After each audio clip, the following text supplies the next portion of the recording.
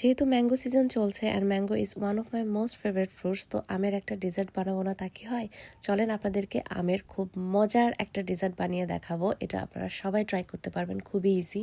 তার আগে বলে নিই, এই আমগুলো আমি নিয়েছি ইশোভা মার্কেট প্লেস থেকে। আমি ক্যাপশনে লিঙ্ক দিয়ে দিব, আপনারা চাইলে অর্ডার করতে পারেন।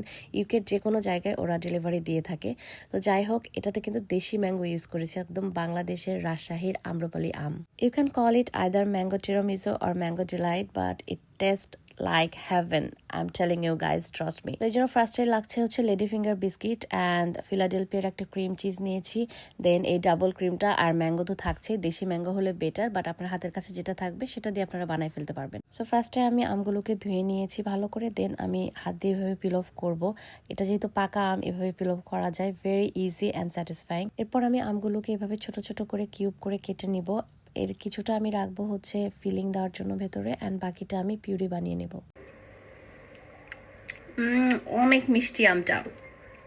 এখানে আমি আলাদা দুইটা বলে, একটাতে ম্যাঙ্গো ছোট ছোট করে কিউব করে কেটে রেখেছি আর একটাতে পিউরি করে নিয়েছি। এভাবে রাখলে ইজিলি ইউজ করা যায়। দেন আমি হুইপড ক্রিমটাকে বিট করে নিব আর একটা আলাদা বলে। অ্যান্ড বিফোর বিটিং আমি সুইটনেসের জন্য আইসিং সুগারটা ইউজ করে নিচ্ছি। প্রপার একটা ফ্লাফি ক্রিমি থিকনেস না আসা পর্যন্ত আমি এটাকে একদম সুন্দরভাবে বিট করে নিচ্ছি। অ্যান্ড দেন আমি অ্যাড করছি হলো ফিলাডেলফিয়ার ক্রিম চিজটা।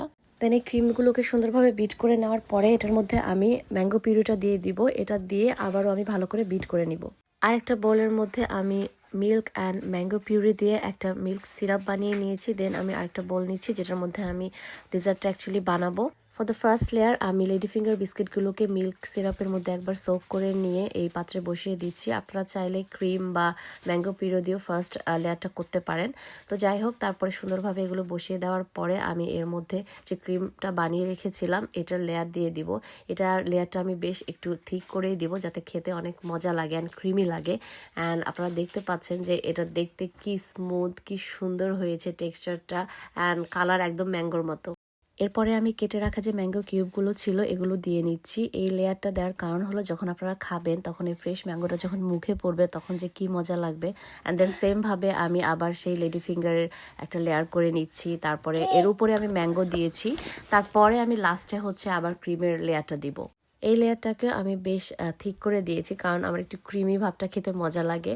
দেন আমি সুন্দর করে একটা স্পাচুলার সাহায্যে সুন্দরভাবে স্প্রেড করে দিচ্ছি, একদম স্মুথলি স্প্রেড করে দিচ্ছি যেন সব জায়গায় সুন্দরভাবে স্প্রেড হয়। বাকি ম্যাঙ্গো পিউরিটা দিয়ে আমি সুন্দরভাবে লাইন টেনে নিচ্ছি এরকম করে। এটা দিয়ে আমি একটু ডেকোরেশন করব, একটা কাঠির সাহায্যে ঘুরিয়ে ঘুরিয়ে এভাবে ডেকোরেশন করে নিচ্ছি।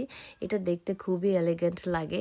খুব একটা মানে নিখুঁতভাবে করতে হবে এমন না, এটা একটু মেসি হলেও সমস্যা নাই। তো আমার ম্যাঙ্গো টিরামিসু বা ম্যাঙ্গো ডিলাইট যেটাই বলেন একদমই কিন্তু রেডি। দেখতে যে এত সুন্দর হয়েছে আমি তো ওয়েট করতে পারছি না টেস্ট করার জন্য। বাট এটাকে কিন্তু 5-6 ঘন্টা ফ্রিজে রেখে খেতে হবে, তাহলে সুন্দর মতো জিনিসটা জমবে অ্যান্ড খেতেও অনেক মজা হবে। আমি কিছু রান্না করলে বা এরকম কিছু বানানোর পরে যদি আমার ইনস্টিংক্ট বলে যে এটা খেতে অনেক মজা হবে, এটা আসলেও অনেক মজা হয় কারণ আসলে আমরা বুঝি আমরা কি বানাচ্ছি। And it's time to try now. And এটা কাটার সময় খুবই একটা স্যাটিসফাইং ফিলিং হচ্ছিল। অ্যান্ড ট্রাস্ট মি গাইজ, এটা এত মজা, মানে এটা বলে বোঝানোর মতো না।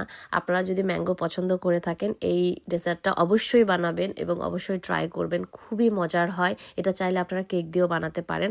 আপনারা বানানোর পরে আমাকে অবশ্যই জানাবেন কেমন হয়েছিল। দেখা হবে আবার নেক্সট ভিডিওতে। Till then, by.